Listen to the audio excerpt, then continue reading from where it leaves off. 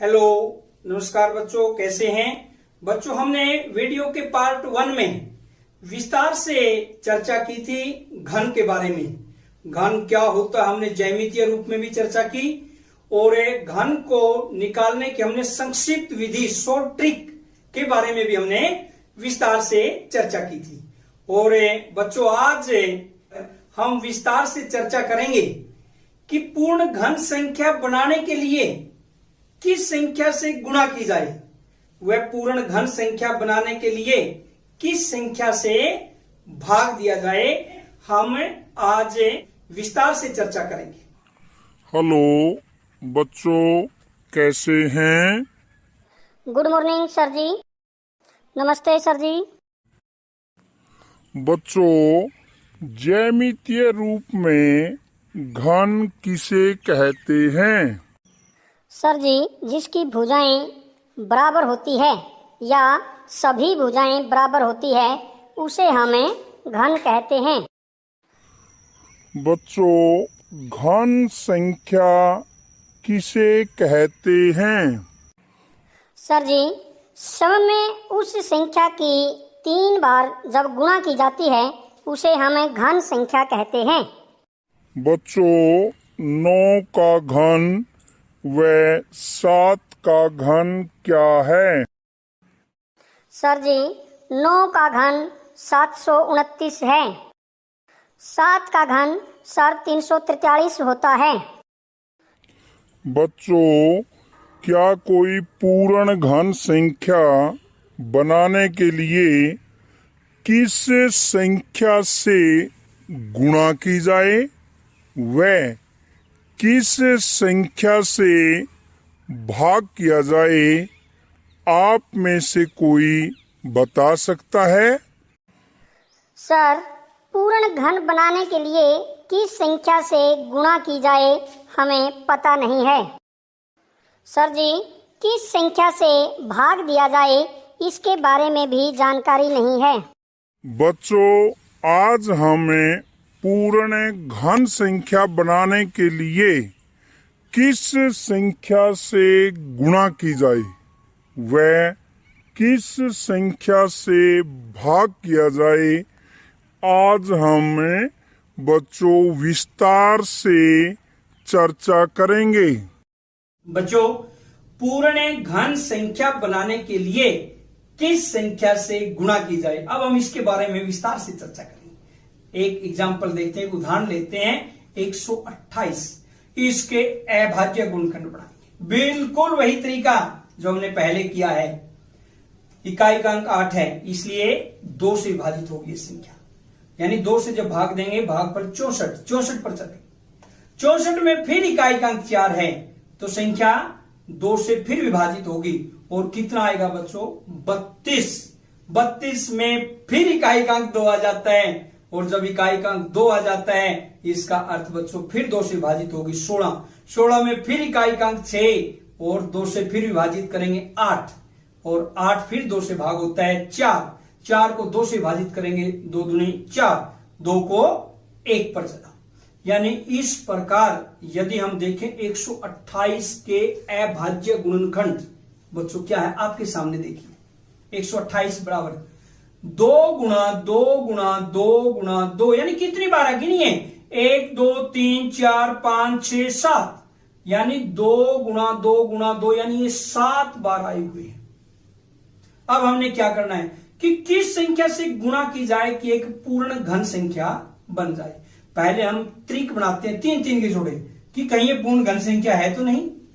3 का जोड़ा बनाया 2 2 2, 3 जो 2 गुणा 2 गुणा 2 के नीचे अंडरलाइन यानी एक रेखा है। ऐसे ही नेक्स्ट 3 के 2 गुणा 2 गुणा 2 उसके नीचे भी एक रेखा है, अंडरलाइन लगा दिया। अब जिसके नीचे अंडरलाइन नहीं है, जिस अंक के नीचे रेखा नहीं है, या हम ये कहें बच्चों जो त्रिक में नहीं है, या हम ये कहें जो 3 के जोड़ों में नहीं है, ऐसी कौन सी संख्या है? आपके सामने है 2। 1 2 अकेला दिखाई दे रहा है आपको। इसका अर्थ बच्चों अगर इसको हमने पूर्ण घन बनाना है कितने से गुणा करनी चाहिए? क्योंकि त्रिक होना चाहिए, पूरे 3 3 के जोड़े होने चाहिए। 2 तो अकेला 1 है, तो इसका मतलब 2 गुना 2 यानी 2 बार और चाहिए।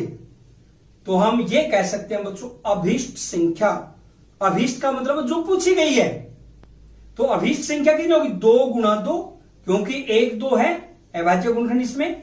और हमने पहले भी चर्चा की थी, हमने पहले चर्चा क्या की थी, पूर्ण घन संख्या कौन सी होती है जिसमें अभाज्य गुणनखंड 3 बार आए, इसमें 1 बार आया है 2।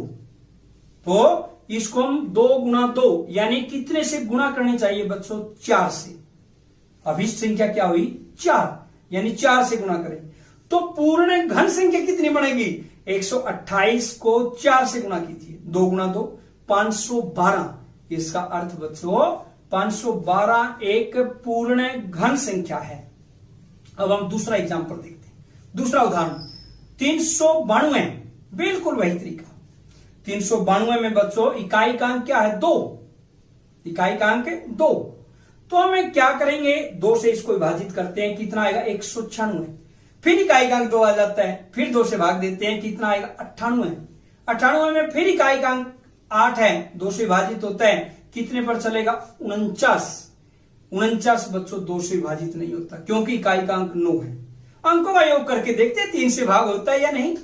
4 और 9 13, 13 3 से विभाजित नहीं है, इसका अर्थ बच्चों ये 3 से भाग है, नहीं होगा। 5 से देखेंगे, फिर 5 की विभाजकता में क्या होता है? इकाई का अंक 0 या 5 हो, इसमें तो 9 है, 5 से भी नहीं होगा। 7 से देखते हैं, 7 से हो जाता है, 7 49 यानी भागफल कितना आएगा? 7। 49 को जब 7 से भाग करते हैं बच्चों कितना आता है? 7। 7 को फिर 7 से विभाजित करते हैं, 1। इस प्रकार से 392 के अभाज्य गुणनखंड बच्चों आपके सामने है। कितने आ जाते हैं? 2 गुना 2 गुना 2 गुना 7 गुना 7। अब हम त्रिक बनाते हैं, जोड़े बनाते हैं 3 के। तो अंडरलाइन लगाते हैं जो पूरा जोड़ा है 3 का, 2 गुना 2 गुना 2, इसके नीचे अंडरलाइन क्योंकि 3 बार आए हैं, 2 गुना 2 गुना 2। अब बच्चों 7 गुना 7, ये तो त्रिक नहीं है, 3 का जोड़ा नहीं है। 3 का जोड़ा पूरा करने के लिए इसको किससे गुणा करनी चाहिए? सोचिए सोचिए, बिल्कुल सही, 7 से। यानी हम बच्चों कह सकते हैं अभीष्ट संख्या कितनी होगी? फिर 7। यानी अगर हम 7 से गुणा करें बच्चों इसको, पूर्ण घन संख्या कितनी बनेगी? 392 को जब 7 से गुणा करते हैं 2744। तो ये थी बच्चों आपकी पूर्ण घन संख्या। यानी बच्चों यहां पर क्या था कि अगर 3 के जोड़े पूरे नहीं बनते हैं, गुणा कितने से करें? जितने उसके जोड़े बनते हैं उसी से हमें गुणा करना। अब बच्चों हम चर्चा करेंगे पूर्ण घन संख्या बनाने के लिए किस संख्या से भाग दिया जाए। अब भाग की बात करते हैं कि किस संख्या से भाग करें। अभी हमने गुणा के बारे में चर्चा की थी। जैसे एक एग्जांपल देखते हैं 250। पहले बच्चों वही तरीका, इसमें अभाज्य गुणनखंड बनाते हैं 250 के। इकाई का अंक 0 है, 2 से भाग होता है। सबसे पहले हम 2 से विभाजित करेंगे, कितना आएगा बच्चों? इसमें 125। अब 125 2 से विभाजित होता है, इकाई का अंक 5 है, बिल्कुल नहीं, सही। फिर हम 3 से विभाजकता देखते हैं बच्चों। 125 में अगर अंकों का योग करके देखें, 5 2 7 और 1 8 होता है। 2 3 से भाग नहीं होता बच्चों, इसके अंकों का योग भी 3 से। इसका मतलब है ये संख्या 3 से विभाजित नहीं है। 5 से, इकाई का अंक 0 है 5, 125 में 5 है, इसका अर्थ बिल्कुल स्पष्ट है बच्चों, 5 से विभाजित होगा। 125 को जब हम 5 से विभाजित करते हैं कितना आएगा? 25 भाग पर। कितने पर चलेगा? 25 पर। 25 को फिर 5 से भाग करेंगे क्योंकि इकाई का अंक 5 है, 5 5 25। फिर 5 से विभाजित करते हैं बच्चों, 5 एकम 5, यानी भागफल 1 आता है। या हम कह सकते हैं बच्चों 250 के अभाज्य गुणनखंड 2 गुणा 5 गुणा 5 गुणा 5। अब हम इसके त्रिक बनाते हैं 3 के जोड़े। 3 के जोड़े कितने बनते हैं बच्चों? 5 गुणा 5 गुणा 5, 1 5 का त्रिक बन जाता है। 2 अकेला बचता है, 2 के नीचे कोई अंडरलाइन नहीं है, कोई त्रिक नहीं है, कोई 3 का जोड़ा नहीं है। या हम ये कहें त्रिक से बाहर संख्या 2 है, या हम कहें 3 का जो जोड़ा नहीं बनाती वो संख्या 2 है। तो भाग किससे करें बच्चों? अगर ये 2 कैंसिल हो जाए अपने आप ही पूर्ण घन संख्या बच जाएगी। अभीष्ट संख्या बराबर कितने आएगी? 2 आपके सामने। तो पूर्ण घन संख्या क्या बनेगी बच्चों? जब 250 को 2 से भाग देंगे कितना आएगा? 125। इसका अर्थ 125 एक पूर्ण घन संख्या है। या हम कहें बच्चों 250 को यदि 2 से भाग दें तो वह एक पूर्ण घन संख्या बन जाती है। ऐसे ही बच्चों हम एक अन्य एग्जाम्पल देखते हैं, दूसरा उदाहरण 648। बिल्कुल वही तरीका। 648 में बच्चों क्या करना है? अभाज्य गुणनखंड बनाइए सबसे पहले। इसकी इकाई का अंक क्या है? इसमें 8। 2 से भाग होता है, बिल्कुल सही, 2 से होता है, 2 से भाग करेंगे 324।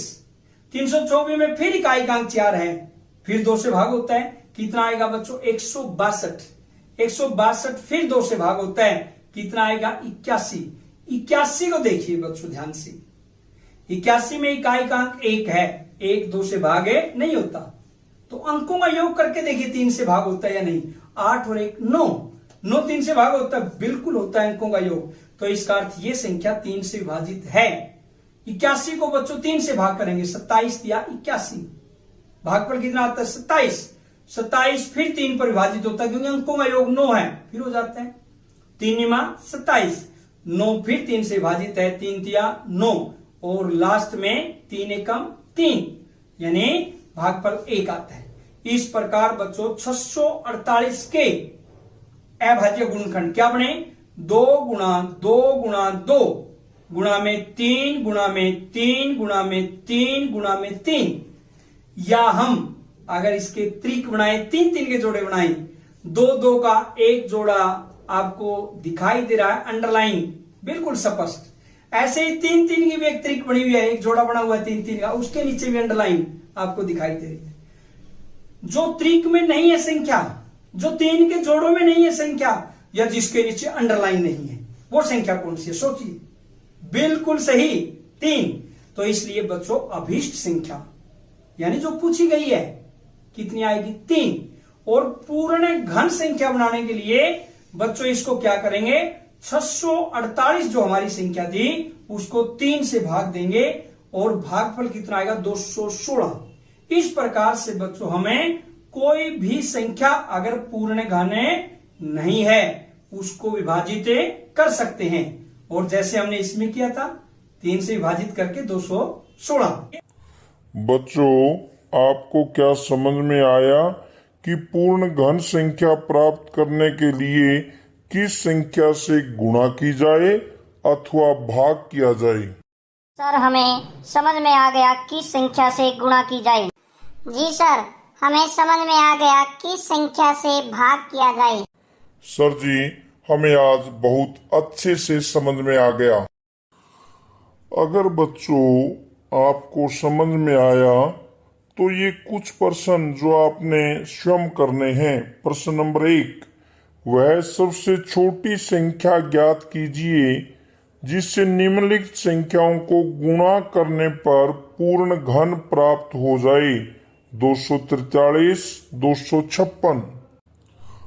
प्रश्न नंबर 2, वह सबसे छोटी संख्या ज्ञात कीजिए जिससे निम्नलिखित संख्याओं को भाग देने पर भागफल एक पूर्ण घन प्राप्त हो जाए। 81, 128। सर हम ये प्रश्न स्वयं घर से करके लाएंगे। जी सर, हम इन प्रश्नों को हल कर लेंगे। आज की वीडियो में इतना ही। जय हिंद, जय भारत।